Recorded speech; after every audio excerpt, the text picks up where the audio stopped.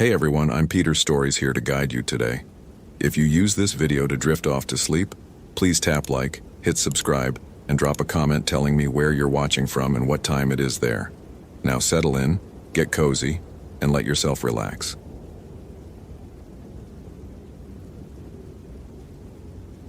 Daniel Mercer had learned years ago not to mention the feeling to other rangers.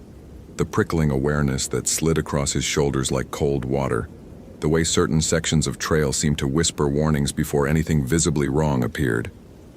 His ex-wife had called it anxiety, his first supervisor had suggested stress leave, and Daniel had stopped talking about it altogether. But on the morning of October 12, 2007, as he drove his Park Service truck up the fog-shrouded access road to the Hoh River trailhead, that familiar sensation crawled up his spine with an intensity he'd never experienced before. Something in the forest was awake, and it was paying attention. The Olympic National Park stretched across nearly 1 million acres of Washington's western peninsula, but the Hoh rainforest remained its primordial heart. Trees here grew to impossible heights, their trunks thick as small houses, draped in moss that hung like the beards of ancient prophets. Nurse logs decomposed across decades, becoming gardens for new growth in the perpetual twilight beneath the canopy. Daniel had worked these trails for 8 years, and the forest's age never stopped affecting him. The weight of centuries pressed into every square foot of soil. His Motorola radio crackled as he parked. "Ranger Mercer, this is dispatch. You copy?" "Copy, Sarah. I'm at Hoh River trailhead now. We got the vehicle registration back. Silver Subaru Outback belongs to Jessica Morrison, 26, from Seattle. Reported overdue by her roommate yesterday evening. Should have been back Tuesday, today's Thursday." Daniel stepped out of his truck, the October air immediately dampening his uniform with mist. Jessica Morrison's Subaru sat alone in the gravel lot, a fine layer of moisture beating across its windows. Any notes on her hiking plan? Roommate says she was planning the Hoh River to Blue Glacier route. 4 days, experienced hiker, all proper gear. But Daniel, Sarah's voice dropped slightly. Roommate mentioned Jessica had been, she used the word obsessed with finding something in the forest, some kind of research project. Wouldn't explain what. The sensation across Daniel's shoulders intensified. He approached the Subaru, peering through the windows, empty protein bar wrappers in the passenger seat, a University of Washington parking permit on the mirror, a hiking guide to Olympic National Park dog-eared on the dashboard. Normal. Everything looked completely normal. Except Daniel circled the vehicle slowly, that unexplainable awareness prickling stronger with each step. The moss on the surrounding trees seemed to lean toward the car, not swaying in wind, there was no wind, but oriented, like gallery observers studying a painting.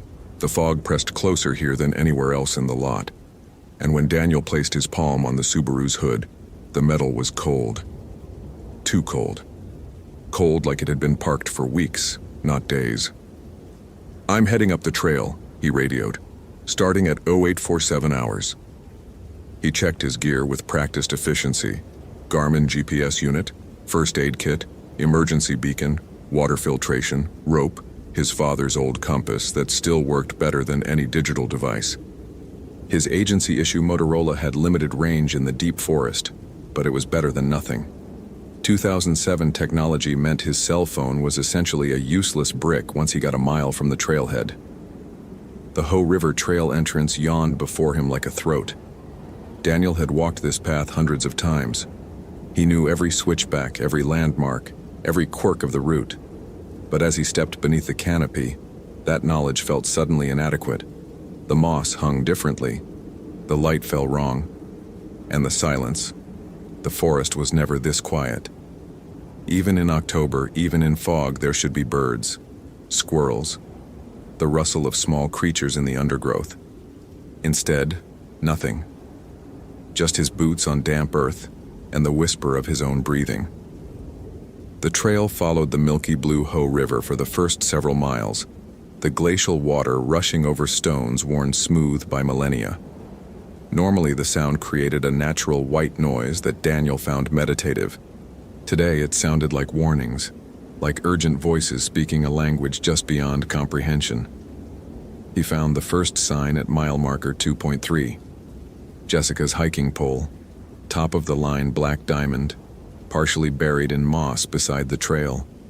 Daniel photographed it with his digital camera before bagging it as evidence.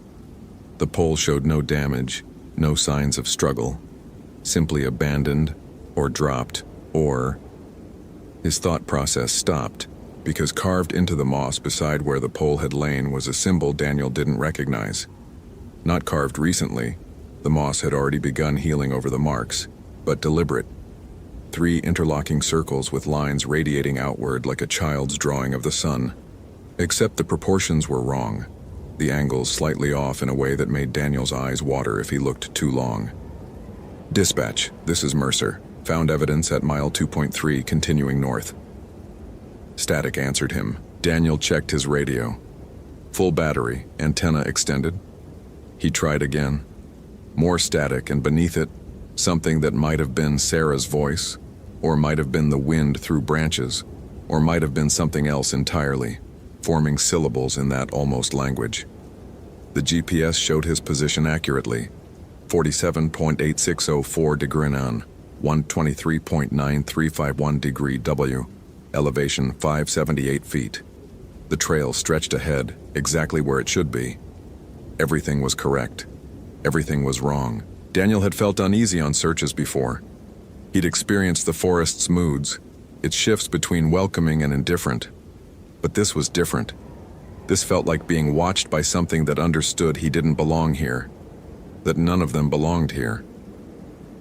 At mile 3.7, he found Jessica's backpack. It sat in the center of the trail, perfectly upright as if someone had carefully placed it there. Daniel's hands trembled slightly as he approached. The pack was a Gregory Diva 70, still clipped and buckled, showing no signs of damage or struggle. He opened it slowly, documenting each item: camping stove, unused, sleeping bag, dry, 4 days of freeze-dried meals, untouched, water filter, clean. Her wallet contained her driver's license. Jessica Morrison stared out from the photo, dark hair pulled back, slight smile, eyes that suggested intelligence and determination. But tucked into a side pocket, Daniel found a small leather journal. The first few pages contained normal hiking notes, weather observations, wildlife sightings, elevation gains. Then the handwriting changed, became more cramped, more urgent. Daniel flipped to the most recent entry, dated Monday, October 8th, 4 days ago. Found another one, 5th marker since entering the old growth section. The patterns are consistent with the folklore I researched, Eastern European, specifically Carpathian. Dr. Valescu was right. The trees here are arranged, not naturally. Someone, something, has been shaping this forest for longer than the Park Service records acknowledge. The moss grows in spirals around certain trunks. The nurse logs form geometric patterns when viewed from above. Need to check satellite imagery. I'm getting close to the center. I can feel it. The forest feels it too. It knows I'm here. The next page showed sketches. The same 3 interlocking circles Daniel had seen carved in moss along with other symbols. Annotations in what looked like phonetic spellings of unfamiliar words. Leshy, Leshy, guardian patterns. The final entry, Tuesday morning. Last night I heard them walking. Footsteps that don't match any animal I know. Too heavy for elk, too deliberate for bear. Circling my camp but never approaching. When I shined my flashlight, the trees were closer than they'd been when I set up the tent. I know that sounds crazy. I measured. But I'm not leaving. Not when I'm this close. If I'm right, this changes everything we understand about... The entry ended mid-sentence. Daniel's mouth had gone dry. He looked up from the journal, really looked at the forest around him. The Sitka spruce towering overhead, some 6 feet in diameter, stretching 200 feet toward a sky he could barely see. The western hemlock clustered in families, the big leaf maple draped in moss like ceremonial robes, and between them, the space seemed to shift. Distances that should remain constant appeared to fluctuate, as if the forest was breathing. His GPS still showed his position correctly. But when Daniel looked back the way he'd come, the trail seemed narrower, the trees closer together, like a gap slowly closing. Jessica Morrison. His voice fell dead in the fog, absorbed by moss and bark without echo. NPS search and rescue. If you can hear me, respond. Silence. Then from somewhere impossibly far away and impossibly close, a sound like branches creaking, like wooden joints flexing, like the forest settling its weight.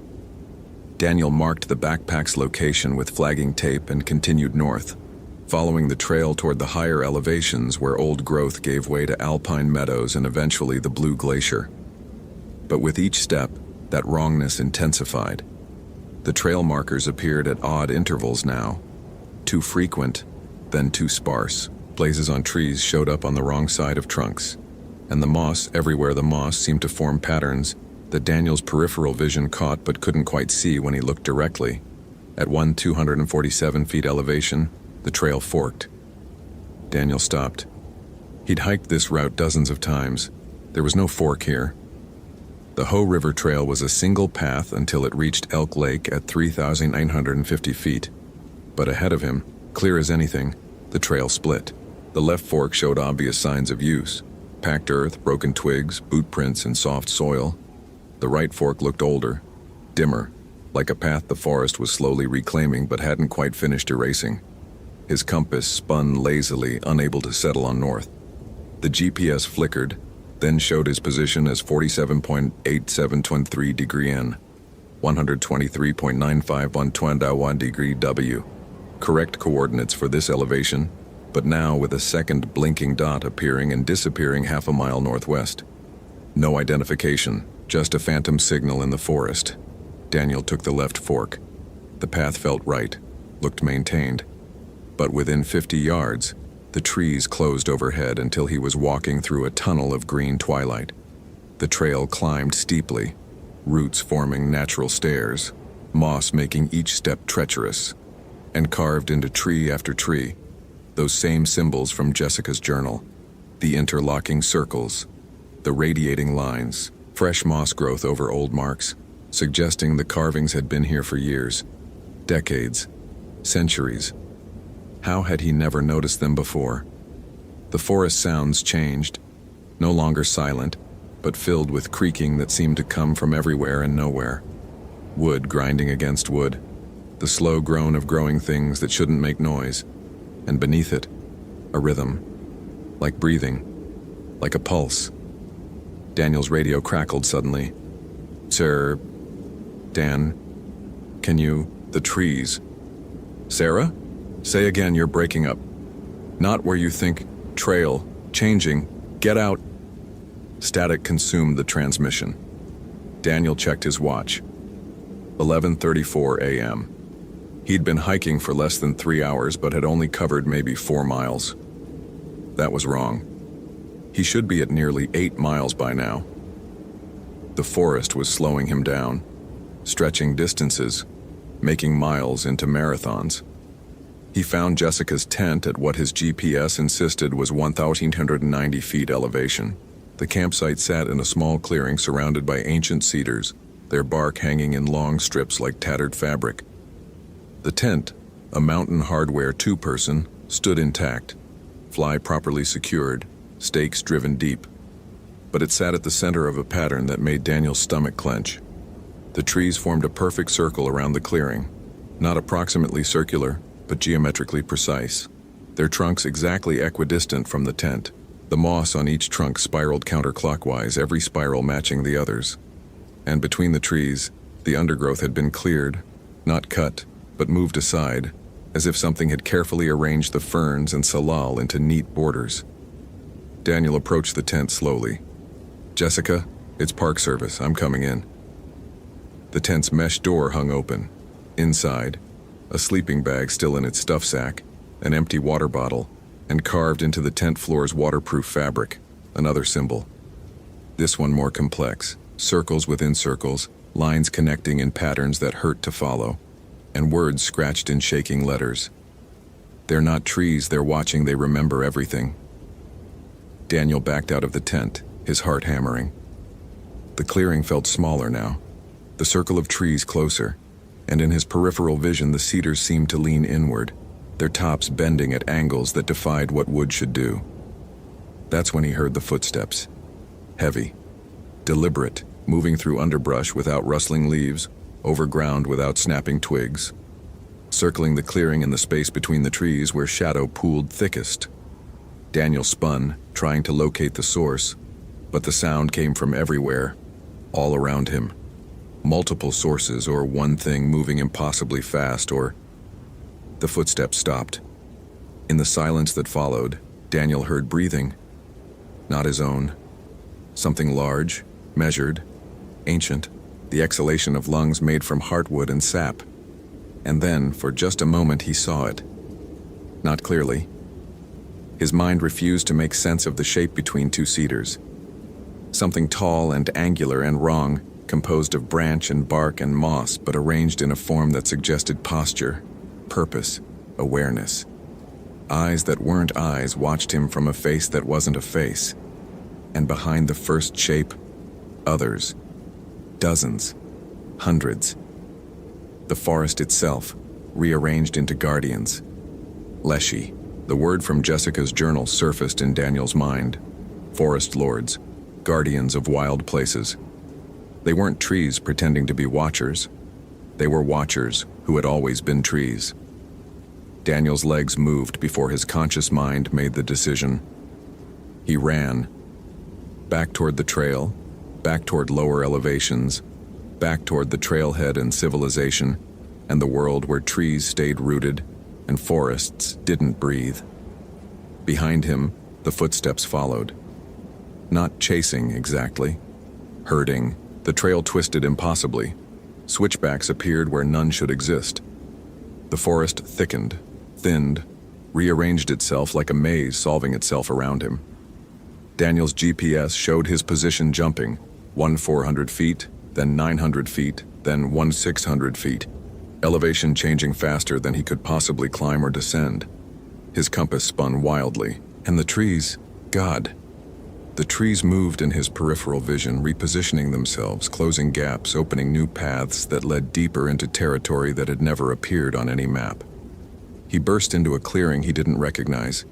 An ancient nurse log stretched across the space, its massive trunk supporting a garden of young hemlocks, their roots diving into the decaying wood. And sitting on that log, staring at something in her hands, was Jessica Morrison. She looked up as Daniel stumbled to a halt. Her face was gaunt, eyes sunken, lips cracked from dehydration, but alive, conscious, watching him with an expression that mixed relief and terror, and something else. Knowledge. Terrible, unwanted knowledge. "You shouldn't have come," Jessica said. Her voice rasped. "They let me stay because I understood, but you... We need to leave, now. I have water, supplies. Can you walk?" Jessica laughed, a sound like wind through hollow wood. "Walk? Daniel, that is your name, right? It's on your badge, there's no leaving. There never was. The moment we entered the old growth, we entered their territory. The forest doesn't end where the map says it ends. It ends when they let us leave." Daniel activated his emergency beacon, the bright orange device sending its distress signal into the fog. "Help is coming. We just need to hold our position until... They won't find us. You know that. You've felt it since you started the trail, the wrongness. You're sensitive, aren't you? You perceive what others don't." Jessica stood unsteadily, and Daniel saw her hiking boots were wrapped in moss, growing moss, spreading across the leather like infection. "I came here to prove they existed, the Leshy, the forest guardians from Carpathian folklore. My dissertation was on the migration of European myths to American forests. I thought it was metaphor, ancestral memory encoded in story. Jessica, you're in shock. Let me help you. I'm the clearest I've ever been." She held up what she'd been examining, a piece of bark covered in carved symbols. "These marks predate European settlement, predate Native American habitation. They're old, Daniel, old as the trees themselves, Because the Leshy are the trees. They're what happens when a forest grows ancient enough to remember, to think, to protect itself. The clearing darkened, though Daniel's watch showed only 1:47 p.m. The trees surrounding them leaned inward, their tops meeting overhead in a canopy that blocked even the diffuse October light. And Daniel saw clearly now what his mind had refused to process before. The trees weren't arranged randomly. They formed letters, shapes. When viewed from above, impossible unless you could fly, unless you could see as the forest itself saw. They spelled out warnings in a language predating English, predating Latin, predating any human tongue. The forest was a grimoire written in wood and time. The Carpathian Leshy protect their forest by leading trespassers astray, Jessica continued, her voice taking on a lecturer's rhythm despite her deteriorated state. They make familiar paths strange. They close trails behind intruders. And for those who refuse to leave, who insist on penetrating the deepest old growth, she gestured at her moss-covered boots. They make you part of what you sought to violate. Daniel grabbed her arm, feeling how cold her skin had become. I don't care about folklore, I care about getting you medical attention. Move. Now. They ran. The forest erupted around them. Trees shifted like chess pieces, roots breaking through soil to form barriers, branches reaching down with wooden fingers. The footsteps returned, thunderous now, no longer bothering with subtlety. Daniel could see them clearly in his peripheral vision. The Leshy, dozens of them, forms built from living wood, eyes made of knothole shadow, mouths opening in the splits of bark. They moved between trees because they were trees, because they'd always been there, because the forest and its guardians were the same thing seen from different angles. Jessica fell, her moss-wrapped boots tripping on suddenly risen roots. Daniel hauled her up and saw the moss had spread to her calves now, threading through her pant fabric, seeking purchase on flesh. They're making me a marker, she gasped. Like the trees they've transformed before. I'll stand here for centuries warning other trespassers. That's what all those ancient trees are, Daniel. The really old ones, the ones that feel aware. They're not just trees. They're what's left of people who went too deep. Daniel's radio shrieked with interference. Through the static he heard voices, but not Sarah's, not any human voice. These spoke in creaks and groans and the sound of growing rings adding layers year by year. And underneath, words in that almost language, Kranitel, guardian. This place is ours, has always been ours. His GPS screen cracked, showing impossible readings. His compass shattered. The emergency beacon's orange light flickered and died. All his technology, all his modern tools, rendered useless by something that existed before tools, before technology, before humanity decided these mountains could be parceled into parks and trails. They burst onto what Daniel prayed was the actual trail, the maintained path that would lead down to the trailhead. But the forest had rearranged itself. The trail now climbed instead of descended, leading deeper into old growth, toward the heart of the forest where the truly ancient trees grew. A wall of Leshy blocked the downward path, not metaphorical, an actual wall of transformed wood. Guardians standing shoulder to shoulder, their bark faces impassive, their branch arms crossed. Behind Daniel, more gathered, forming a corridor with only one direction, up. They're giving us a choice, Jessica said.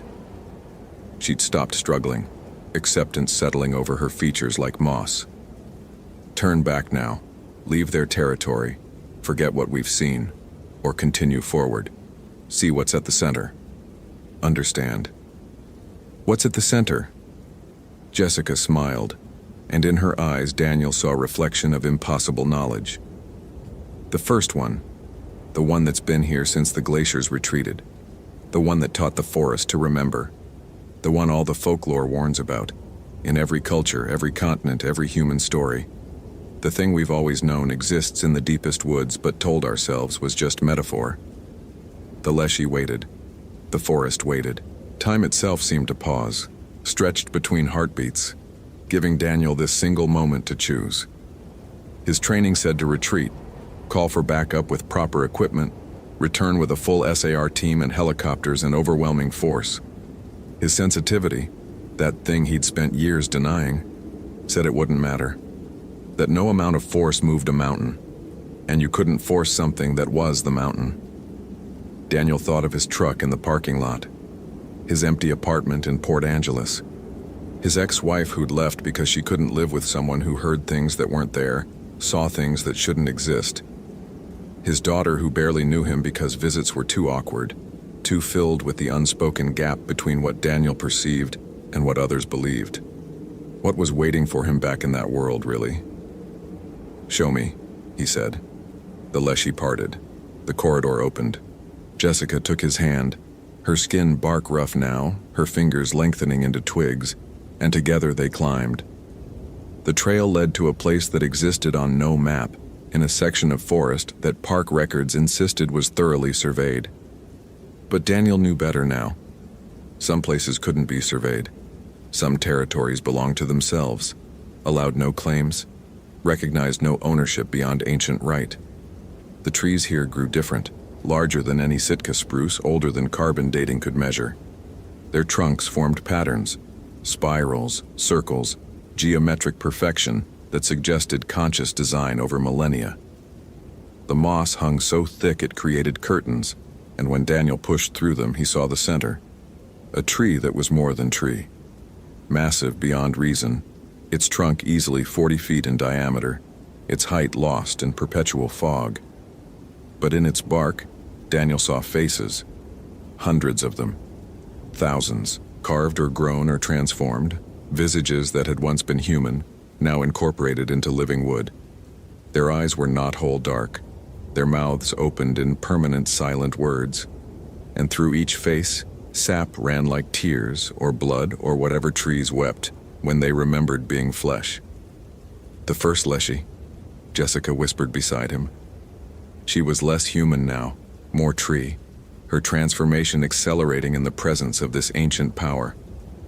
It was human once, a guardian, a shaman, a protector who understood these forests before they were forests, before the ice retreated. It made a choice, become part of what it protected, and it's been teaching the forest how to protect itself ever since. Every person who goes too deep, who sees too much, who won't leave, the forest remembers them, incorporates them, makes them guardians. Daniel stared at the faces in the bark. Some wore expressions of terror, others peace, many something between. And as he watched, one face near the base opened eyes that had been closed for perhaps decades, perhaps centuries. It looked at him directly and spoke in a voice like rustling leaves. "Choose." The word echoed through the clearing, through Daniel's skull, through everything he understood about the world. One word containing infinite meaning. Stay or leave. Become or remain. Join the eternal watch or return to brief mortality. Understand completely or live in ignorance. Jessica was almost gone now, her body more wood than flesh. Roots spreading from her feet into the earth, branches beginning to sprout from her shoulders. But she smiled, her last human expression before transformation completed. "I choose to understand," she said. "I choose to remember. I choose to guard what deserves guarding." Daniel felt the offer in his bones. The forest could take him, make him aware in a way his human sensitivity only hinted at. He could stand here for millennia, perceiving everything, knowing everything, protecting everything. Or he could turn away, forget, return to a world that wouldn't believe, return to isolation among his own kind. He looked at Jessica's face, already becoming bark, already taking her place among the ancient guardians. He looked at the Leshy surrounding the clearing, silent witnesses to a ritual older than human history. He looked at his own hands, still human, still vulnerable, still temporary. "I choose," Daniel said slowly, "to remember without becoming." Silence. Then, impossibly, acceptance. The ancient tree's voice came again. "You are sensitive. You perceive. You will carry our warning. Tell them. The forests remember. Tell them. We guard what grows here. Tell them. Go no deeper than we allow. Tell them. Some places belong to themselves." The Leshy parted. The corridor reopened, but leading down now, toward lower elevation, toward the trailhead. Daniel walked. Each step felt like moving through syrup, through time made thick. Jessica remained behind, rooted, transforming, becoming another face in the ancient bark, another consciousness woven into the forest's eternal awareness. Daniel walked for hours or days or minutes. Time moved strangely here, stretched and compressed by inhuman perception. When he finally stumbled into the parking lot, his truck sat exactly where he'd left it. The October sun hung at what his shattered watch insisted was 3:15 p.m., though he'd been in the forest for what felt like weeks. His radio crackled. "Mercer, Daniel, please respond. We've had teams searching for you. Your emergency beacon activated, but we couldn't get a fix on your position. Are you injured?" Daniel stared at the forest behind him. The trees stood normal now, properly spaced, their moss hanging naturally. The trail entrance yawned innocently. Like nothing had happened. Like the forest was just a forest, subject to human mapping and human understanding and human claim. But Daniel knew. Would always know. "Mercer here, negative on injuries. What could he say? What words existed to explain? "I lost the trail. Got turned around. Jessica Morrison is..." His throat closed. "She's gone. Became part of the forest. You won't find her." Static. Confusion in Sarah's voice. "Daniel, say again. You're not making sense. Meet the team at..." He got in his truck, started the engine, drove down the access road without looking back. Because if he looked back, he'd see them watching. The Leshy, the Guardians, the ancient awareness that had always been there, that would always be there, that tolerated human presence only at its pleasure. Daniel Mercer returned to his apartment, filed his report, attended the debriefings where he told carefully edited lies about what happened to Jessica Morrison. Lost in difficult terrain, probable fall, body not recovered. He accepted administrative leave.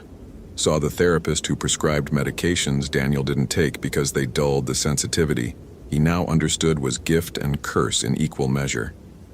He never hiked the Hoh River Trail again. Never needed to. Because some part of him remained in that clearing, standing before that ancient tree, understanding what most people spent their lives safely ignorant of. The forests remember. The deep places guard themselves. And humanity's dominion extends only as far as older powers permit. On October nights when fog rolls through Port Angeles, Daniel sometimes hears footsteps outside his window. Measured, deliberate, too heavy for human feet. And he knows they're checking, making sure he remembers his promise, making sure he tells the warning. Some territories belong to themselves. Some places existed before us and will exist after us. And deep in Olympic National Park, where the Sitka spruce grow ancient and the moss hangs like ceremonial shrouds, the Leshy still walk, still guard, still transform those who refuse to leave into eternal watchers. Jessica Morrison's face joined the others in the bark of that impossible tree. And somewhere in the forest's eternal memory, she perceives everything, remembers everything, guards everything, forever. Daniel wakes sometimes from dreams where he's sprouting roots, where moss threads through his skin, where the forest calls him home. And on those mornings he has to check his boots for signs of growth, his arms for bark patches, his eyes in the mirror to make sure they're still human and not knothole dark. The invitation remains open, the choice still his to make. Stay human and remember, or return and understand completely. The forest is patient. The forest has time. The forest always wins. Hope you felt genuine terror. If you appreciate authentic horror rooted in real folklore, consider following for more stories that will haunt you. Which moment scared you most? The moss growing on Jessica, the faces in the ancient tree, or the realization that the Leshy might still be watching Daniel? Share your theory about whether he'll eventually return to the forest.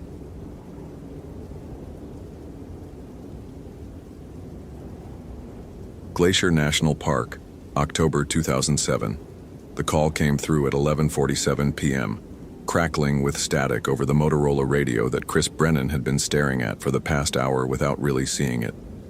He'd been sitting in his cabin at the Apgar Ranger Station, nursing lukewarm coffee and watching the October wind strip the last leaves from the aspens outside his window, when dispatch broke the silence. "Brennan, you copy? We've got a missing person, wildlife researcher.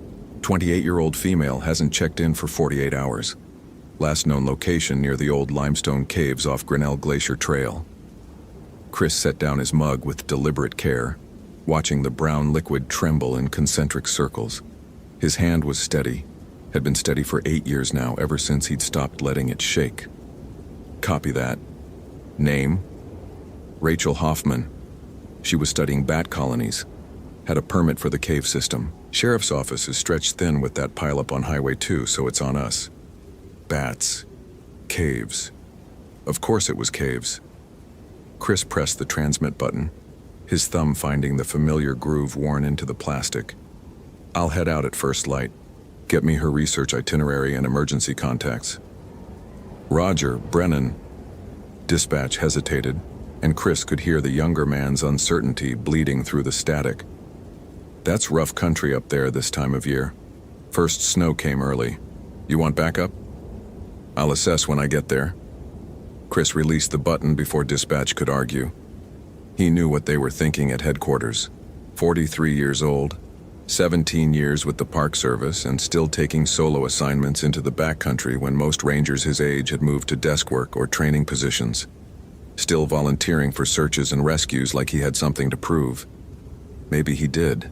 Chris stood and began pulling gear from the storage locker in the corner. His movements were automatic, practiced.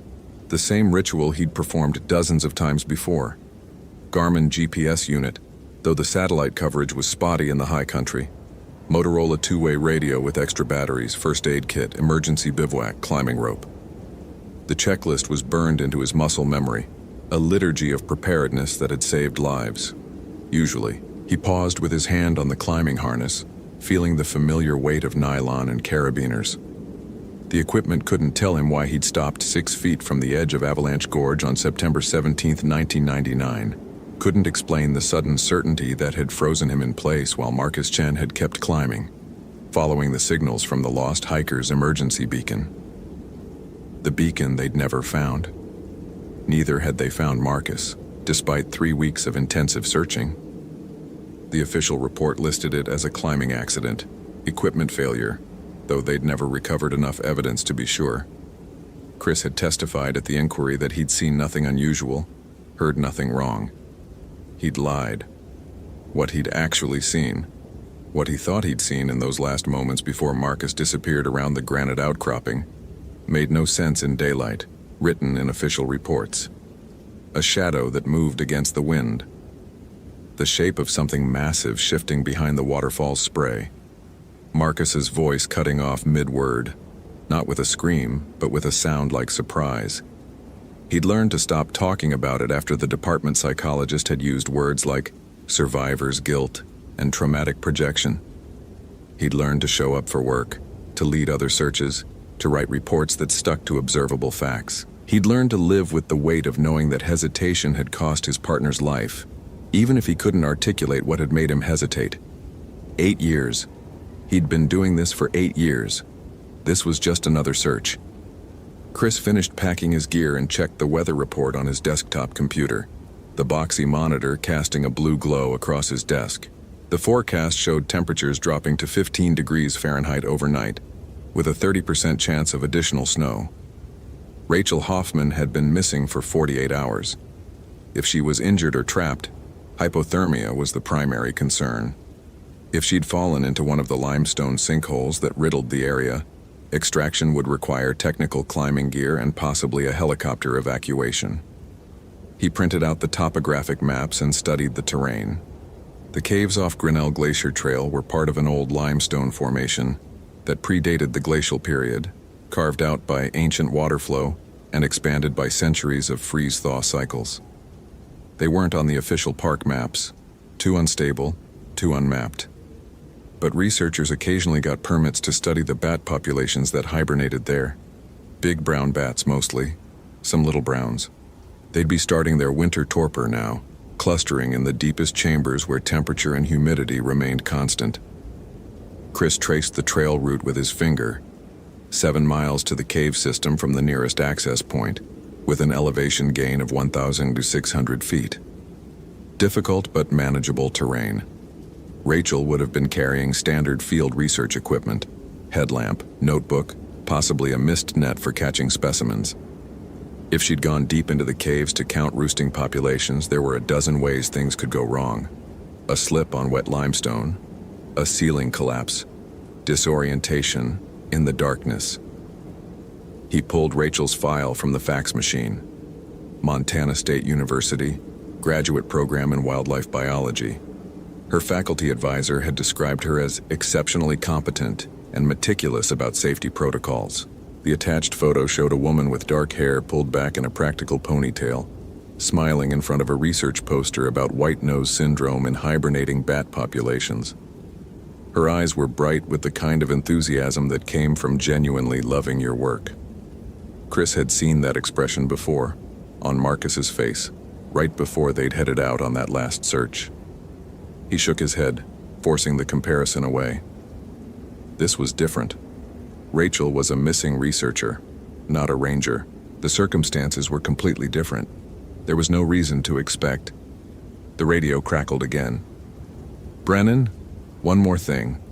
Local sheriff's office passed along something weird. A couple of the old-timers in Columbia Falls have been talking about those caves. Apparently there's some old immigrant folklore associated with the area. Eastern European, Romanian maybe. The deputies thought it was just superstitious nonsense, but what? One of the old guys, Pete Moldovan, his grandfather, helped dig some of the mining shafts up that way in the 1910s. He says his grandfather used to tell stories about things that lived in the deep caves. Said they brought them over from the old country, or maybe they were already here, waiting. Pete wanted to know if we'd found any." Static broke up the transmission. "Unusual markings. Said we should look for symbols scratched into stone." Chris felt something cold settle in his stomach. What kind of symbols? He couldn't say exactly. Said his grandfather would draw them sometimes when he was drunk, protective signs. Against more static. Strigoi. That's what Pete called them. Strigoi. The word felt wrong in his mouth when Chris tried to repeat it. The syllables harsh and foreign. What's that mean? Pete said it's like vampires, kind of, but not the Dracula stuff. The real old folklore. Dead things that come back wrong, that hunt in the dark. He said if we found any evidence of them, we should burn the bodies and salt the earth. Dispatch laughed uncomfortably. "I know it sounds crazy. Thought you should know what the locals are saying, though, in case Rachel heard any of these stories and got spooked." "Appreciated," Chris said, though his hand had tightened on the radio until his knuckles went white. "I'll keep it in mind." After he signed off, Chris sat in the darkness of his cabin for a long time, listening to the wind. He told himself he was just being thorough when he added extra batteries to his pack, when he double-checked his emergency flares, when he made sure his buck knife was sharp enough to split kindling. He told himself the unease crawling up his spine was just the memory of Marcus, just the normal apprehension before a difficult search in dangerous terrain. He told himself he didn't believe in strigoi, in vampires, in anything that couldn't be explained by natural phenomena and human error. But he still added a headlamp with fresh batteries and triple-checked his first aid kit for the smelling salts and pressure bandages, the things you needed when dealing with blood loss and shock. Just in case. Just to be prepared. That's what Rangers did. They prepared for every contingency, even the ones that made no logical sense. At 5:15 a.m., Chris loaded his pack into the Park Service pickup truck and headed north toward the trailhead. The sky was still dark, starless, pregnant with the promise of more snow. His headlights cut through the pre-dawn gloom, illuminating the yellow eyes of a doe standing at the roadside. She watched him pass without moving, without blinking, her breath steaming in the cold air. Chris couldn't shake the feeling that she was waiting for something. The trailhead parking lot was empty except for a single vehicle, a white Subaru Outback with Montana State University parking stickers and a bumper sticker that read, "Bats need friends too." Rachel's car. Chris played his flashlight over the interior and saw nothing unusual. Empty coffee cups in the holder, a field guide to North American bats on the passenger seat, a sleeping bag and camping equipment visible through the rear window. He checked the doors, locked, and noted the lack of snow on the windshield. She'd been here at least 2 days, probably longer. The overnight temperatures would have caused any accumulated snow to sublimate, but there should have been some frost pattern if the car had been here through the previous night's freeze. The glass was too clean. That meant she'd parked here sometime during the warmer afternoon hours, probably 3 days ago. Chris pulled out his incident report form and started documenting. Time of arrival, 6:02 a.m. Weather conditions, overcast, temperature 23 degrees, wind from the northwest at 10 to 15 mph. Subject's vehicle located and secured. Beginning trail search at 6:15 a.m. The Grinnell Glacier Trail started as a well-maintained path through lodgepole pine forest, but Chris knew it would deteriorate rapidly as he gained elevation. The early snow had turned the trail to frozen mud interspersed with patches of ice, treacherous in the dim light of dawn. He moved carefully, his breath clouding in front of his face, his boots crunching through the thin crust of frozen precipitation. 40 minutes in, he found the first sign. A small plastic flag tied to a tree branch, the kind researchers used to mark their route. Definitely Rachel's. The flag was bright orange, highly visible, exactly what a competent researcher would use to ensure she could find her way back. Chris marked the location on his GPS and continued. The second flag appeared 20 minutes later, and the third after another half hour of climbing. Each one was exactly where it should be, spaced at regular intervals, clearly marking a route toward the cave system. Rachel had been following proper protocol. No signs of panic or disorientation. So what had gone wrong? The forest began to thin as Chris climbed above 6,000 feet. Here the trees were twisted and stunted by wind and winter, their branches reaching toward the pale sky like arthritic fingers. Granite outcroppings broke through the soil, dark stone veined with quartz that glittered in the growing light. And between the rocks, Chris could see the first opening, a low, dark mouth in the limestone, barely 3 feet high, half hidden by twisted juniper. He found Rachel's base camp 30 yards from the cave entrance. The tent was still standing, a bright blue dome that stood out against the browns and grays of the landscape. But something about it was wrong. Chris approached slowly, every sense heightened, though he couldn't have said what triggered his caution. The tent's zipper was closed. No wind damage, no animal interference, but the silence around it felt deliberate, as if the mountain itself was holding its breath. "Rachel Hoffman, Park Service." His voice echoed off the rocks and died. No response. Chris circled the tent, looking for tracks for any sign of recent activity. The ground was frozen hard, making it difficult to read, but he could see the faint depressions where Rachel had walked between the tent and the cave entrance. Multiple trips, judging by the overlapping patterns.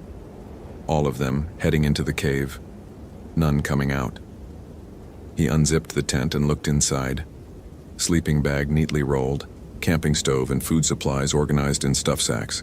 A laptop computer, expensive equipment for field work, sitting on top of a closed journal.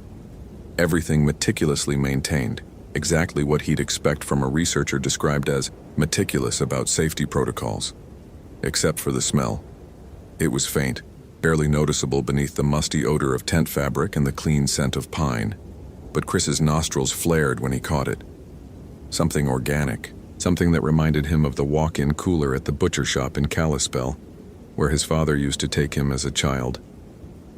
The smell of meat kept just slightly too long, beginning that first subtle transition from fresh to questionable. Chris backed out of the tent and pulled out his radio. "Dispatch, this is Brennan. I've located the subject's base camp at approximately 6,400 feet. Coordinates." He read off the GPS numbers. "Camp appears intact. No immediate signs of the subject. I'm preparing to investigate the cave system. Be advised, cell coverage is non-existent up here. Radio range is marginal." "Copy that, Brennan. How do you want to proceed?" "I'm going in. If you don't hear from me in 6 hours, send backup." Chris checked his watch. 8:47 a.m. "Expect my next contact no later than 1500 hours." "Roger. Be safe out there." Chris signed off and stood looking at the cave entrance. The opening was low and narrow, requiring him to crouch, but he could see from the scratches in the limestone that Rachel had widened it slightly, probably to accommodate her equipment. Smart, professional, someone who thought ahead, who prepared for contingencies. Someone like Marcus. He shook his head again, harder this time. Focus. Present moment. Rachel Hoffman, 28 years old, missing for approximately 72 hours now, last known location in these caves. Temperature outside was rising to maybe 30 degrees, but inside those limestone chambers, it would be a constant 45 to 50 degrees year-round. Cold enough for hypothermia if she was injured and immobile, but not immediately fatal. There was still a chance. Chris clicked on his headlamp, a Petzeltika XP, 60 lumens, the brightest he owned, and pulled out his backup flashlight. He tested both lights, checking the beams. Then he ducked his head and entered the cave. The passage was tight for the first 20 feet, forcing him to move in an awkward crouch, his pack scraping against the low ceiling. But then it opened into a larger chamber, perhaps 15 feet across and twice that in height. Chris straightened, playing his light across the walls, and froze. The chamber was covered in scratches, not natural erosion patterns, not the random marks of geological time. These were deliberate, carved with something sharp, repeated in patterns that covered every available surface. Some looked recent, the exposed limestone still pale. Others were older, darkened with age, possibly decades old. And among them, scratched deep enough to leave grooves Chris could feel with his fingers, were symbols. They looked like letters, maybe, from some alphabet Chris didn't recognize. Angular, harsh, all straight lines and sharp corners, and between the symbols, scratched over and over and over, was a shape that Chris did recognize even though he'd never seen it before. A crude cross, but wrong somehow, with extra horizontal bars at odd angles, and something like a crescent moon beneath it. The protective signs Pete Moldovan's grandfather had drawn. Chris felt his pulse hammering in his throat. This was just folklore, immigrant superstition. These markings probably dated back to the mining days, when the Eastern European workers had dug exploratory shafts in the area. They'd brought their old beliefs with them, their protections against things that went bump in the night. It meant nothing. It was just cultural history, anthropological interest, not... A sound echoed from deeper in the cave system. A scraping, like something heavy being dragged across stone. Rachel! Chris's voice cracked on the name. He cleared his throat and tried again. Rachel Hoffman, can you hear me? It's the Park Service. The scraping stopped. In the sudden silence, Chris became aware of his own breathing, harsh and too fast. He forced himself to slow it, to think like a professional. If Rachel was injured and delirious, she might not respond to his calls. She might be unconscious. He needed to search systematically, to map the cave system as he went, to make sure he could find his way back out. The chamber had 3 exits. The passage he'd come through and 2 others. One led upward at a slight angle, the walls narrowing. The other descended, a steeper shaft that disappeared into darkness beyond the reach of his headlamp. The bats would be in the lower chambers, where temperature and humidity were most stable. That's where a researcher would go. That's where Rachel would have gone. Chris approached the descending passage and paused at the edge. The smell was stronger here, not overwhelming, but definitely present.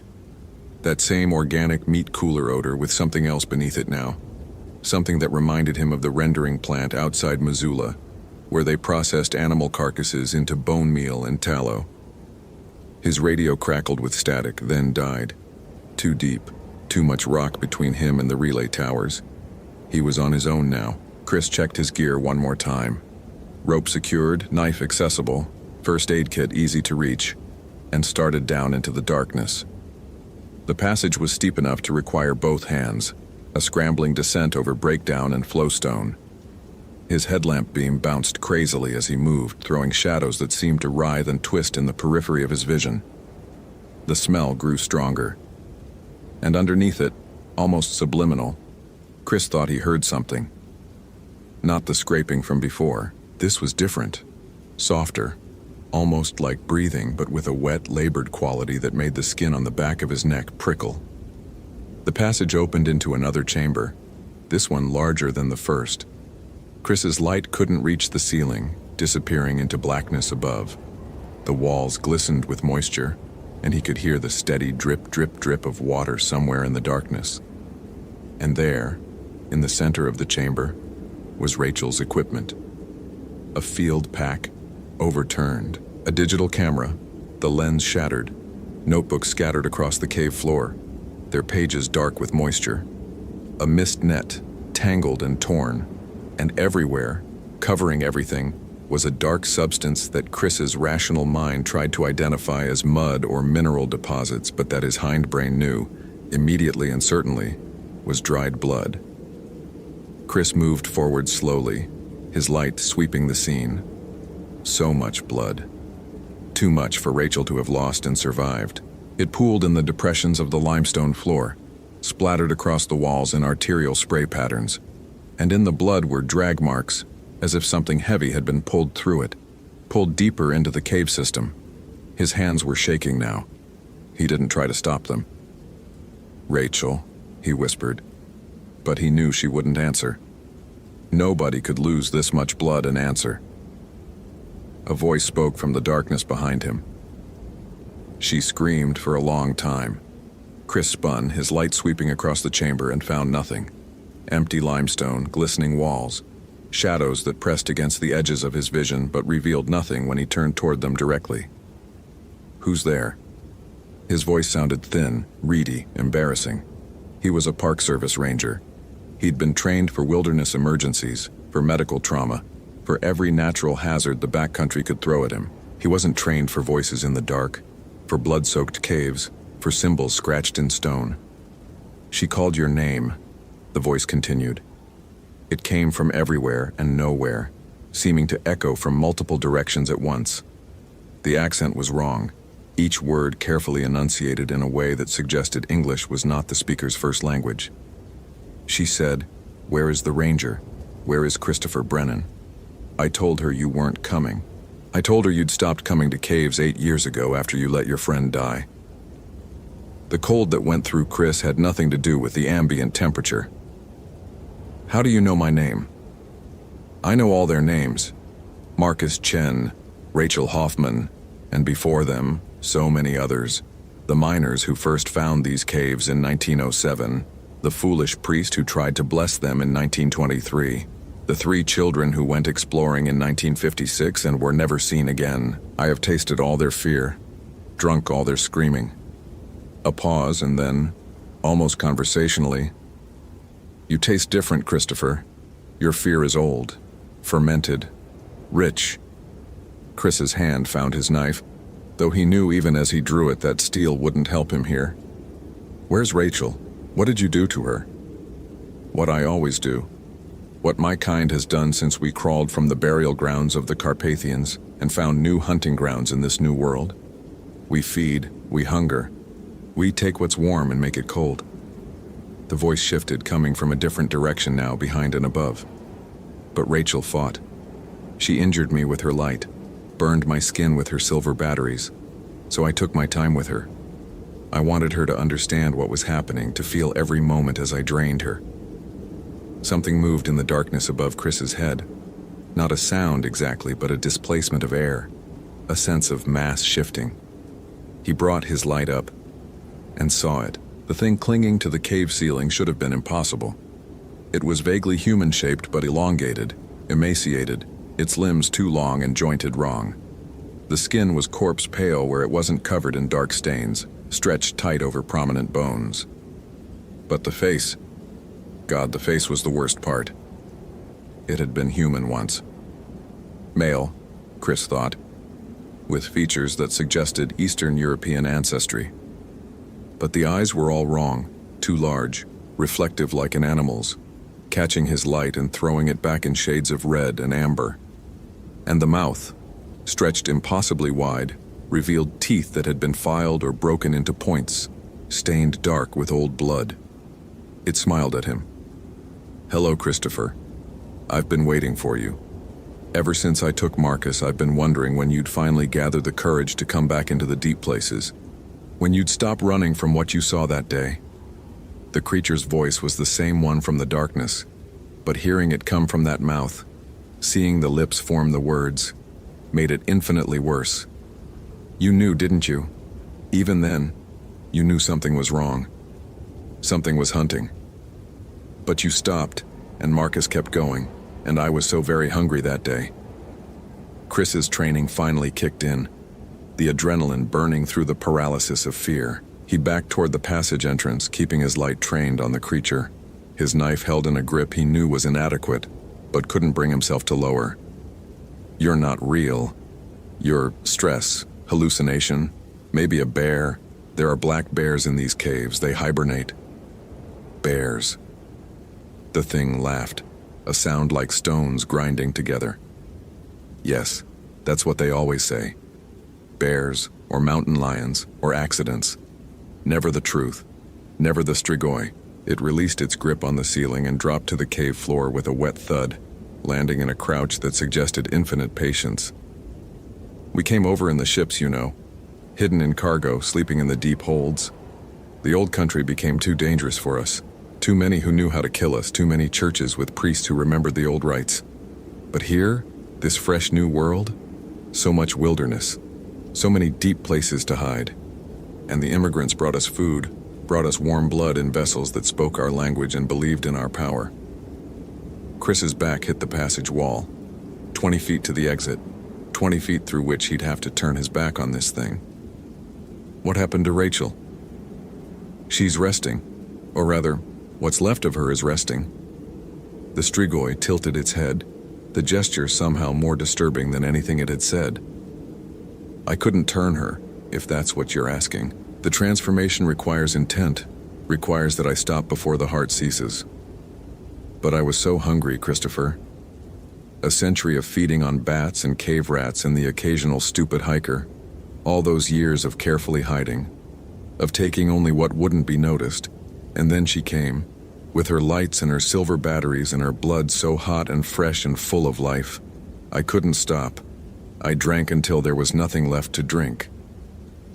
It took a step forward. Chris noticed it was naked, its body a horror of protruding ribs and distended joints, its movements both fluid and wrong, as if the joints bent in directions human anatomy shouldn't allow. "But you," the strigoi continued, taking another step, "you would make a fine vessel, strong, healthy, familiar with these mountains, able to guide others here to bring me more food. The transformation is painful, but brief. And afterward," its smile widened. "Afterward, you'll understand. You'll feel the hunger, the glorious endless hunger. You'll hunt with me in the darkness and we'll feed together, and you'll never again have to feel the guilt of letting someone die, because you'll be the one doing the killing."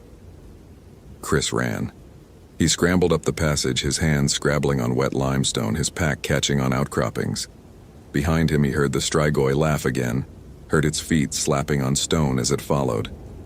But it wasn't hurrying. It knew these caves. It had all the time in the world. Chris burst into the first chamber, the one covered in protective symbols, and for a moment he felt a surge of hope. This was where the miners had carved their protections, their warnings. Maybe the symbols actually worked. Maybe the creature couldn't. It flowed up through the passage behind him without hesitation, moving across the symbol-covered walls, without even seeming to notice them. "Oh, Christopher, did you think carved stone would stop me? Those marks are old. Their power long faded. The men who made them believed, truly believed, and that gave their work strength. But belief dies, Christopher. It always dies. And with it, protection." Chris fled toward the exit, the narrow passage that led back to daylight. He could see the opening ahead, could see the gray morning light that meant safety, meant open air and sunshine. The strigoi couldn't follow into daylight. The folklore was clear about that, at least. Get outside, get into the sun, call for backup, come back with what? Silver bullets? Wooden stakes? Holy water? He was a Park Service ranger, not a vampire hunter. He had a knife and a radio and training in wilderness first aid. none of which would help against something that should not exist, that could not exist, that was nevertheless reaching for him with hands that ended in claws blackened with old blood. The hand caught the back of his pack, jerking him backward. Chris twisted, slashing wildly with his knife, feeling the blade connect with something that parted like rotten meat. The strigoi hissed, releasing him, and Chris saw dark fluid, not quite blood, too thick, too cold, welling from the cut on its arm. "Silver," it snarled. "You carry silver." It looked at the knife in Chris's hand with something that might have been respect. The blade is steel, but the rivets in the handle, argentium. Enough to burn. Clever, Christopher. Or perhaps just lucky. Chris didn't waste time answering. He lunged for the exit, squeezing through the narrow opening, feeling his jacket tear on the rough limestone. He could smell the outside air now, cold and clean and free of the charnel reek that filled the caves. Just a few more feet. Just a little further. He tumbled out into the morning light and immediately scrambled away from the cave entrance, putting distance between himself and the darkness. The sun had risen higher while he was underground, and the temperature had climbed to maybe 35 degrees. Still cold, but gloriously, wonderfully warm compared to the cave. Chris's breath came in ragged gasps, his heart hammering against his ribs. For a long moment, nothing happened. The cave entrance remained dark and silent. Maybe it couldn't come out. Maybe. A hand shot out of the opening, pale and skeletal, its skin blistering and smoking where the indirect sunlight touched it. The Strigoi's voice echoed from the darkness. "I can't follow, not yet. The sun is too strong, too direct. But it will set, Christopher. In 8 hours it will set. And when the shadows grow long enough, I'll come for you. I'll hunt you across these mountains. I'll find you wherever you run." A pause, and then softer. "Or you could come back inside. End this quickly. Let me give you the gift of immortality, of endless hunger, satisfied by endless hunting. You'd be magnificent, Christopher. An apex predator finally embracing your true nature." Chris backed away until he could no longer see the cave entrance, until he was sure he was out of reach even if the creature could somehow extend itself into the light. Then he collapsed against a rock outcropping, his whole body shaking. Marcus. 8 years ago. The shadow he'd seen moving against the granite walls of Avalanche Gorge, the way Marcus's voice had cut off mid-sentence. He'd assumed it was a fall, equipment failure, some natural explanation. But it hadn't been natural at all. It had been this thing, this Strigoi, hunting in caves throughout Glacier National Park, taking victims carefully, sparingly, hiding the evidence. And the one time Chris's instincts had screamed at him to stop, to not follow Marcus around that corner, he'd listened, he'd lived, and Marcus had died. Chris pulled out his radio with trembling hands. Still no signal, too much rock between him and the relay towers, even here outside the cave. He'd have to descend at least 1,000 feet, get down below the granite ridge before he could call for help. Help. What kind of help? What was he going to tell dispatch? That a vampire was living in the limestone caves off Grinnell Glacier Trail? That Rachel Hoffman had been exsanguinated by something that should exist only in folklore? They'd think he'd gone hypothermic, delirious. They'd send up a rescue team to extract him, and by the time they arrived, the sun would be setting and the Strigoi would what? Hunt them all? Kill everyone who came into these mountains? Chris thought of the protective symbols carved into the cave walls, thought of Pete Moldovan's grandfather drawing them with shaking hands. The old immigrant miners had known. They'd encountered the Strigoi in these caves almost a century ago, had tried to warn future generations, but nobody had believed. The symbols had remained, but their meaning had been lost, dismissed as superstition. Until now. Chris forced himself to his feet. He had maybe 8 hours until sunset. 8 hours to get down the mountain to convince someone, anyone, that the threat was real. 8 hours to find whatever weapons or protections might work against something that shouldn't exist. But first, he had to get Rachel's body. He couldn't leave her in there, couldn't let her rot in the darkness while that thing... No, that was tactical stupidity, emotional thinking overriding logic. Rachel was dead, had been dead for days. Recovering her remains was important, but not as important as stopping the Strigoi before it could kill again. He needed to prioritize, to think like a professional. He needed to think like Marcus would have thought. The realization hit him hard enough to make him stagger. For 8 years he'd been trying not to think like Marcus, trying to distance himself from his partner's fate. He'd avoided the deep caves, the technical searches, anything that might put him in a similar situation. He'd let guilt and fear dictate his choices, had let Marcus's death paralyze him. No more. Chris checked his watch. 9:34 a.m. The sun would set at approximately 6:15 p.m. That gave him 8 hours and 41 minutes to become a vampire hunter. He started down the trail at a controlled run, his boots skidding on patches of ice, his mind racing faster than his feet. What did he know about Strigoi? What had Pete Moldovan said? Wooden stakes, ash wood specifically, garlic, silver, sunlight, decapitation and burning the body. All of it folk wisdom, but the silver had worked. His knife had hurt it. That meant the folklore might contain real tactical information, methods that had been tested and proven over centuries of human experience with these creatures. His radio crackled to life at 10:17 a.m. as he descended below 5,000 feet. Brennan, do you copy? Brennan, this is dispatch. Your check-in time has passed. Please respond. Chris grabbed the radio. Dispatch, this is Brennan. I copy. He took a breath, trying to steady his voice.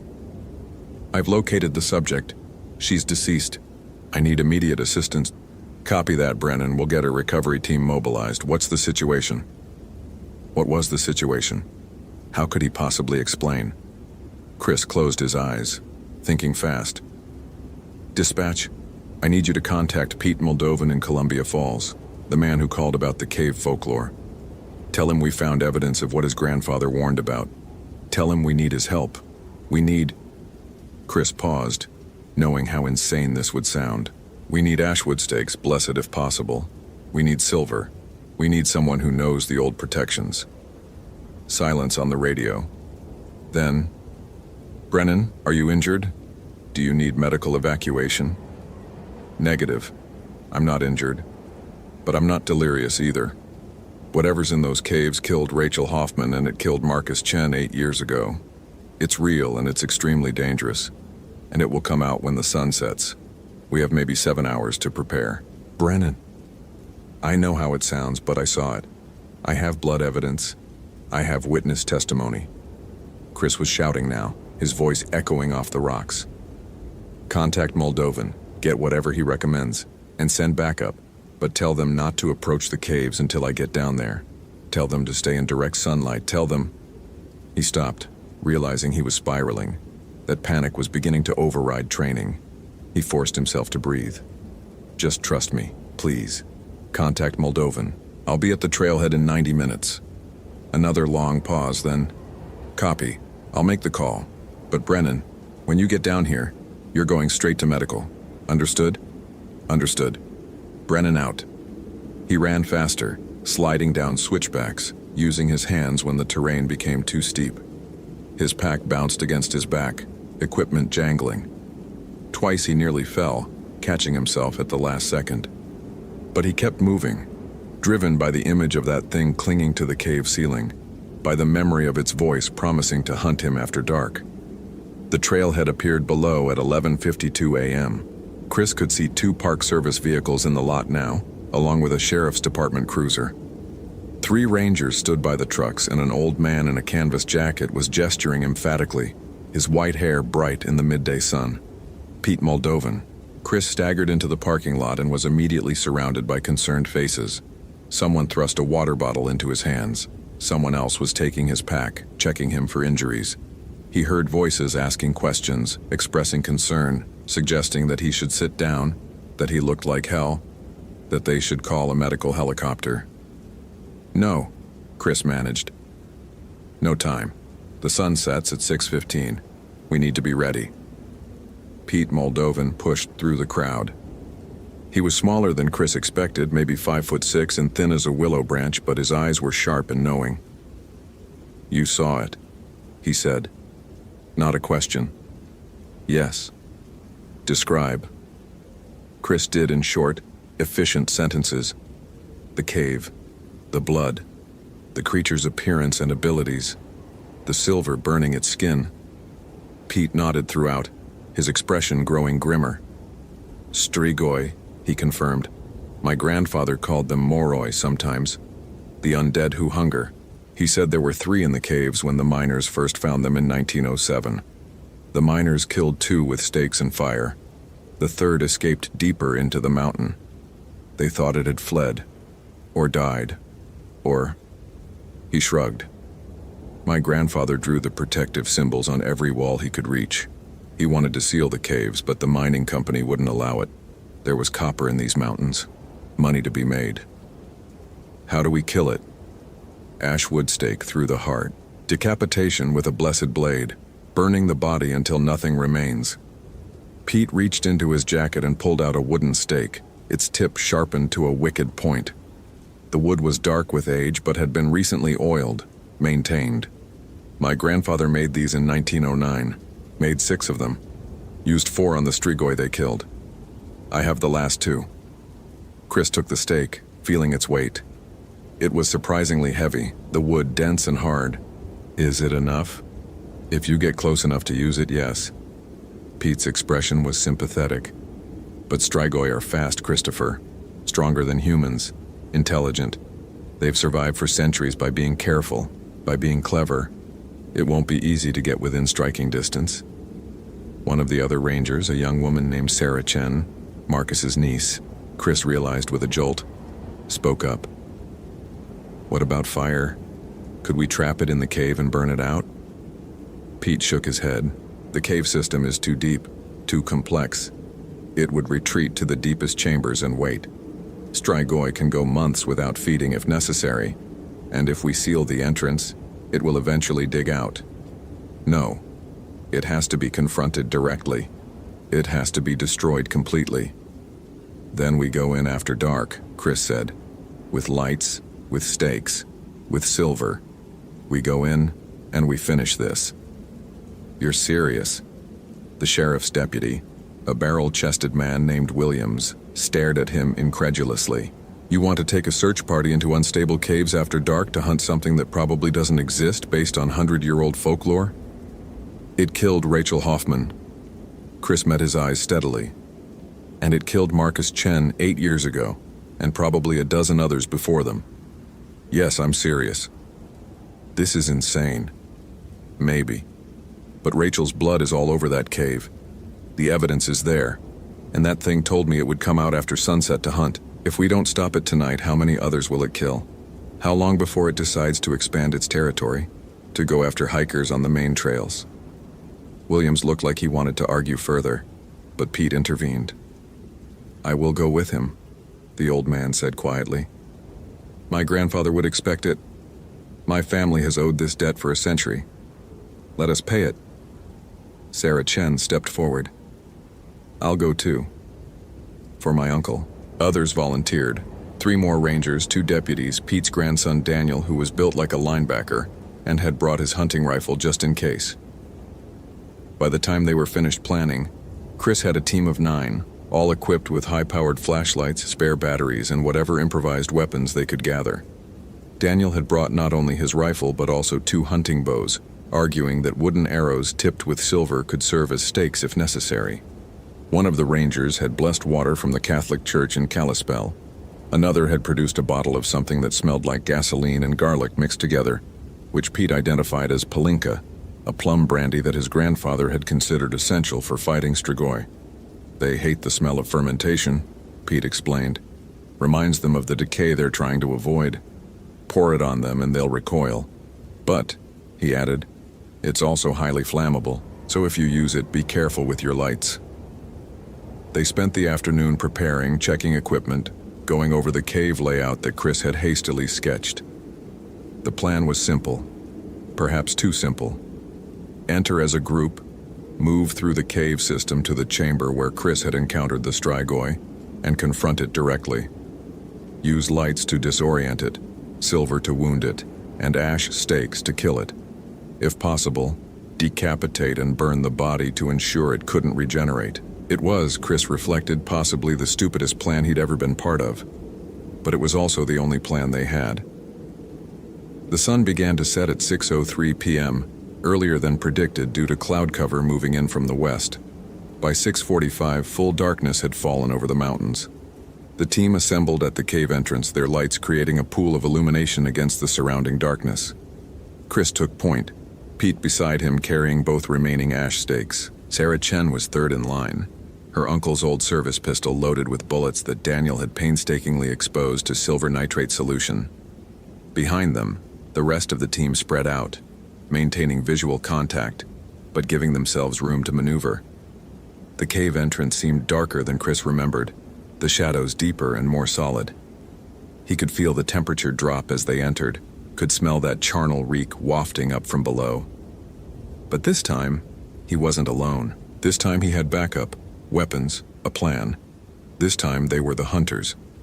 They moved through the first chamber, the one covered in protective symbols.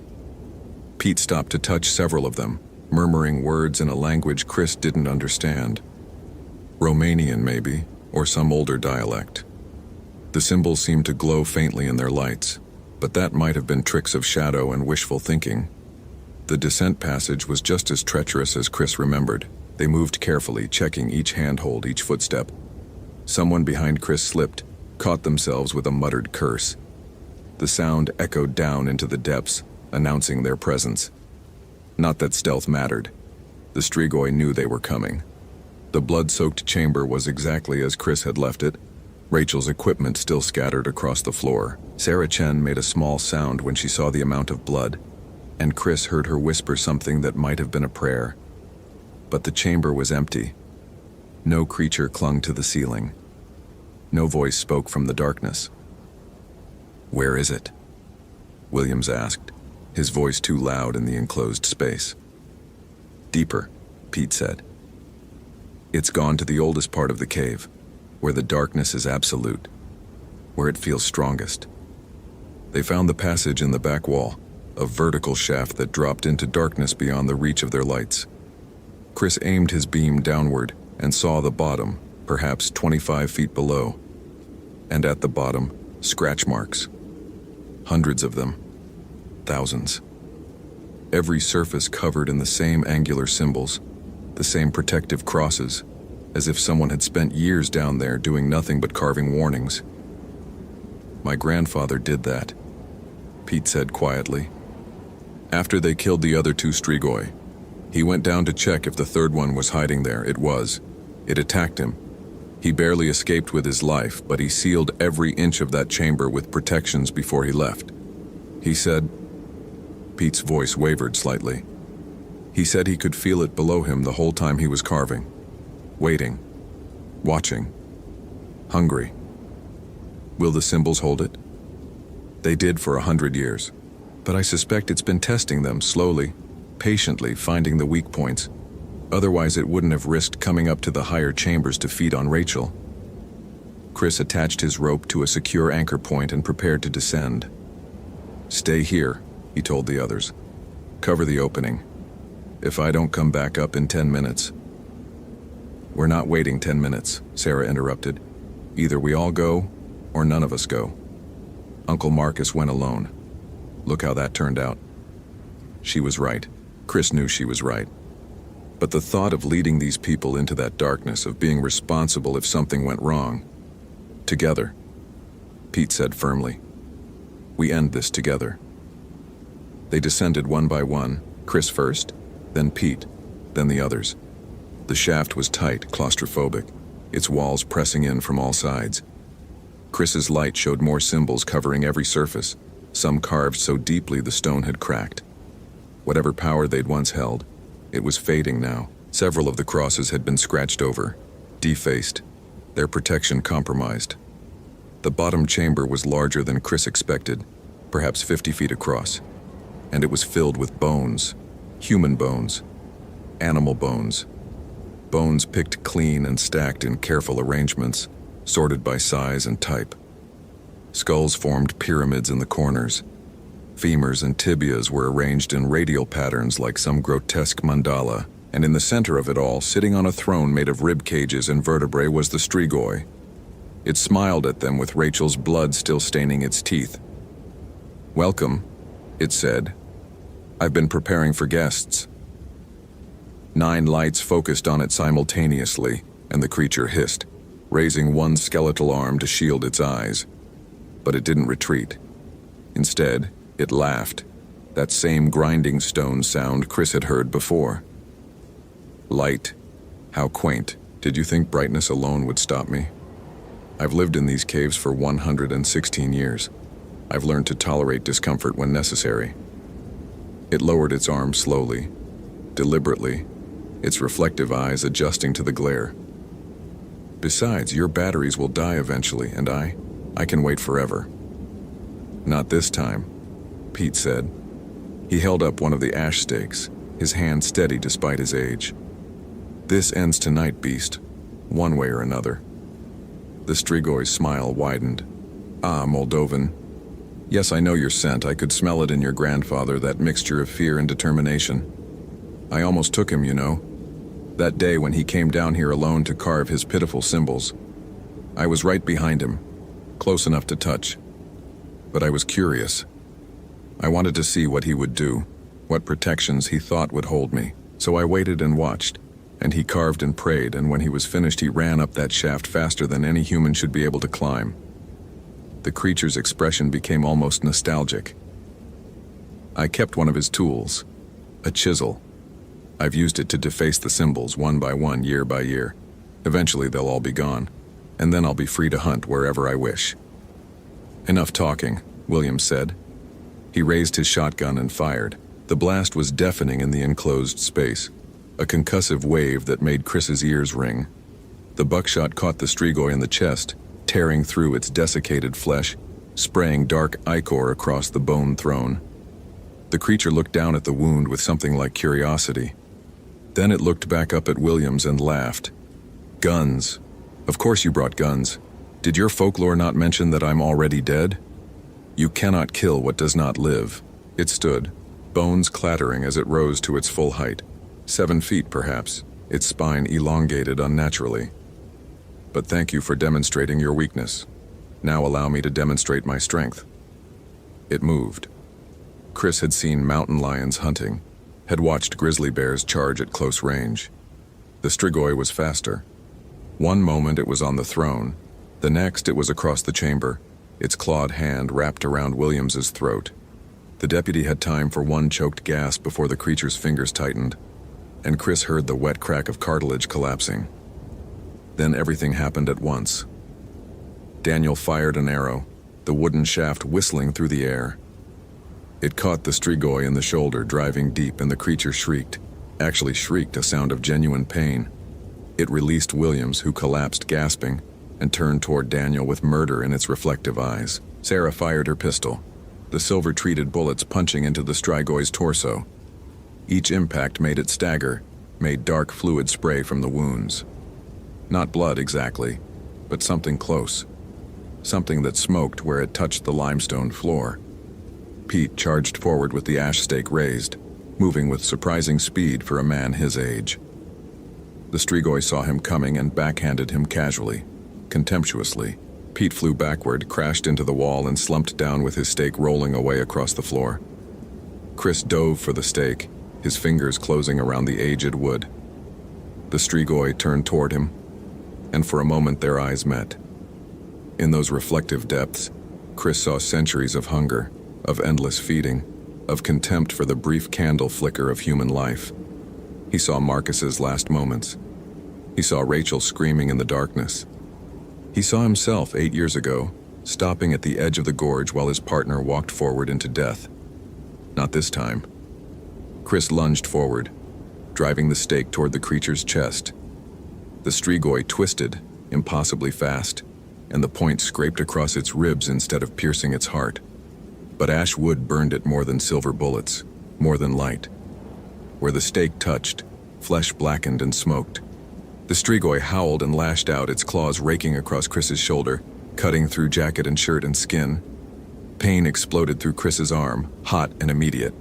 He stumbled backward, nearly losing his grip on the stake.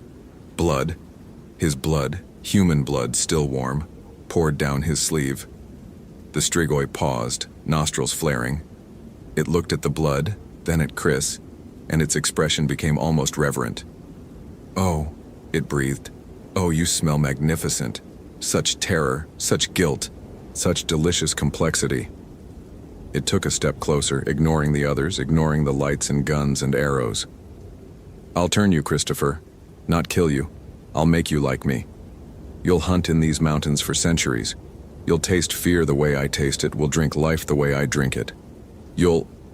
Pete's grandson Daniel hit it from behind with an aluminum baseball bat wrapped in silver wire. The impact drove the creature forward into Chris's waiting stake. This time, Chris's aim was true. The ashwood penetrated between the fourth and fifth ribs, angled upward, and punched through into the dead heart beyond.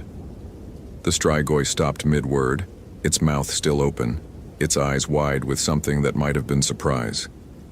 It looked down at the stake protruding from its chest, touched it gently with one clawed hand.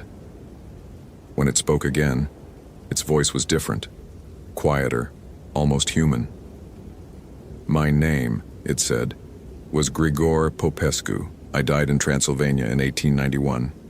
They buried me in unhallowed ground because I was a murderer and a thief. And I woke in the earth, and I clawed my way up through 6 feet of soil, and I fed on my family first because they were closest."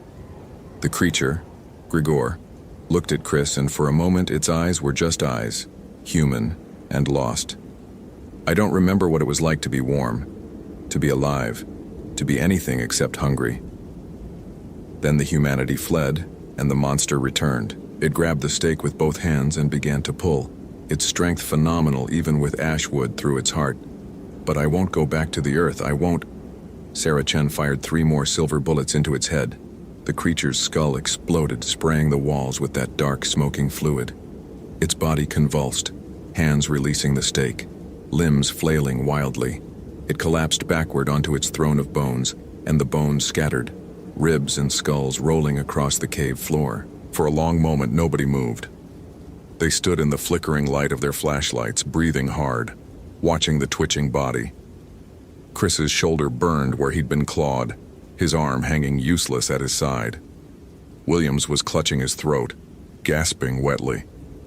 Pete was conscious but dazed, blood trickling from a cut on his forehead. "Is it dead?" someone asked. "No," Pete said hoarsely. He pushed himself upright, retrieving the second ash stake. "Not until we complete the ritual. Not until..." The Strigoi's hand shot out and grabbed Pete's ankle. It was moving without its head, pulled by whatever dark animation powered it. Its remaining hand crawled up Pete's leg, seeking purchase, seeking to pull him down to its level where it could... What? Bite him with a mouth that no longer existed? Drain him with a throat that had been destroyed? Pete brought the second stake down with all his strength, driving it through the creature's wrist and into the limestone floor, pinning it in place. The hand spasmed once, twice, then went still. "Fire," Pete said. "We need fire. Now." They had come prepared. Daniel produced a military-grade incendiary grenade, the kind used for controlled burns. "Will this work?" "It'll have to." They soaked the body in Pete's grandfather's palinka, the fermented plum brandy creating a puddle around the bones and the corpse. The smell was overwhelming, sweet and harsh simultaneously. Then Daniel pulled the pin and dropped the grenade. "Go!" Chris shouted. "Everyone up now!" They scrambled for the vertical shaft, climbing with desperate haste. Behind them, Chris heard the grenade detonate, heard the whoosh of flames catching. He looked back once and saw the entire chamber engulfed in fire, the bones burning, the body of Grigor Popescu blackening and curling in the heat. And he saw, just for a moment, something rise from the flames. Not physical, not corporeal, but a shape. A silhouette that might have been human once, reaching upward as if trying to escape, as if begging for release. Then it was gone, and there was only fire. They emerged from the caves at 9:37 p.m., staggering into the cold October night. Chris's shoulder was bleeding badly now, soaking through the makeshift bandage Sarah had applied. Williams needed immediate medical attention for his crushed larynx. Pete had a probable concussion. Daniel had second-degree burns on his hands from the heat of the flames that had chased them up the shaft. But they were alive. Ambulances were waiting at the trailhead, summoned by the rangers who'd remained above. Paramedics swarmed them, assessing injuries, applying dressings, preparing transport. Chris submitted to their ministrations numbly, barely feeling the sting of antiseptic or the tightness of proper bandages. A helicopter evacuated Williams and Pete to the hospital in Kalispell. The rest of them were treated on site and released with instructions to follow up with their doctors. As the medical teams packed up their equipment, one of the senior rangers approached Chris. "What the hell happened down there?" Chris looked at Sarah Chen, at Daniel, at the other team members. They looked back at him, a silent consensus forming. Some truths were too dangerous to speak aloud, too impossible for official reports. "Cave collapse," Chris said finally. "Unstable limestone. We found evidence that Rachel Hoffman had been killed by falling rock. We attempted to recover the body but triggered a secondary collapse. We were forced to retreat. The entire chamber system is now unstable and should be sealed immediately." The senior ranger studied his face for a long moment. Then, "And that's your official statement?" "Yes, sir." "You're sure?" Chris thought of Grigore Popescu, of a man who died in 1891 and woken up hungry. He thought of Rachel Hoffman, her blood painting the walls of a cave that should have been sealed a century ago. He thought of Marcus Chen, disappearing around a granite outcropping with a shadow that moved wrong following behind him. "I'm sure." The official report, filed 3 days later, listed Rachel Hoffman's death as accidental, caused by a fall during cave exploration. It recommended immediate closure of the limestone cave system off Grinnell Glacier Trail due to extreme structural instability. The recommendation was approved. By the end of November, the cave entrance had been blasted shut and sealed with concrete, with warning signs posted at multiple points along the trail. Chris spent 2 weeks on medical leave, his shoulder healing slowly. The claws had cut deep, missing major arteries by millimeters. The doctors said he was lucky. Chris didn't feel lucky. He felt tired and old, and haunted by dreams of reflective eyes in the darkness. On the 13th day of his leave, Pete Moldovan visited him at his cabin. The old man looked diminished, smaller somehow, his head wrapped in bandages. But his eyes were clear, and he carried a wooden box under one arm. "My grandfather's legacy," Pete said, setting the box on Chris's kitchen table. "I think you should have it." Inside were journals, written in Romanian and English, detailing every encounter with the Strigoi from 1907 onward. There were drawings of protective symbols, recipes for blessed water and silver-infused weapons, instructions for identifying and destroying different types of undead. And at the bottom, carefully wrapped in oilcloth, was a photograph. 6 men stood in front of a mine shaft, their faces serious, their clothes stained with soot and blood. One of them held an ashwood stake. Another displayed what looked like a severed head, pale and inhuman, its mouth open in a frozen scream. "Proof," Pete said quietly, "that they killed 2, that they fought the 3rd and sealed it below ground. My grandfather kept this hidden all his life. He was afraid of what would happen if people knew the truth, afraid they'd think him crazy. But he wanted the knowledge preserved in case—" He gestured at the journals. "In case the last one ever got free." "It did get free," Chris said. "It killed Rachel. It killed Marcus. Probably killed others we don't know about. And you stopped it. You and your team. The debt is paid." Pete stood to leave, then paused at the door. "My grandfather used to say that evil doesn't die, Christopher. It just sleeps, and sometimes it wakes up hungry. If you ever need help, if you ever encounter something else that shouldn't exist, you call me, or call Daniel. We know now, we believe, and we'll fight." After Pete left, Chris sat at his table for a long time, paging through the journals, looking at the drawings. He thought about sealing the box, about throwing it away, about pretending none of this had happened. Instead, he got up and added his own entry to the journals. He documented the encounter with Grigore Popescu, noted the methods that had worked and those that hadn't, recorded everything he could remember about the creature's behavior and weaknesses. He drew the protective symbols from the cave walls, copied them precisely, explained their significance, and at the bottom of his entry he wrote, "For the next ranger who stumbles across something impossible, for the next person who stops at the edge of the gorge because something whispers danger in the back of their mind, trust your instincts. Bring silver, bring ash wood, bring fire, bring friends, and remember, the folklore exists for a reason. People have been fighting these things for millennia. Learn from them, honor their knowledge, survive." He signed it, dated it, and closed the journal. Outside, the November wind howled through the pines, and somewhere in the darkness, something that might have been a wolf howled back.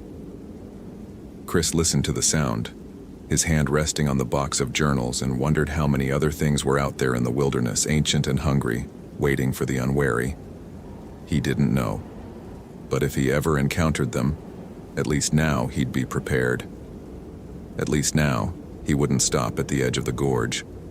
At least now, Marcus's death would mean something. Chris turned off the lights in his cabin and went to bed, but he didn't sleep well. He dreamed of caves and reflective eyes, of voices in the dark promising transformation and immortality. He dreamed of Rachel Hoffman screaming his name, of Marcus Chen disappearing into shadow, of a man named Grigore Popescu waking up in a grave in 1891 and clawing his way toward the surface, toward the light, toward the hunger that would define the next century of his existence. When Chris woke at dawn, he was clutching Pete's grandfather's journals against his chest like a talisman, like a promise, like proof that evil could be fought and sometimes even defeated. But the dreams didn't stop. They never stopped.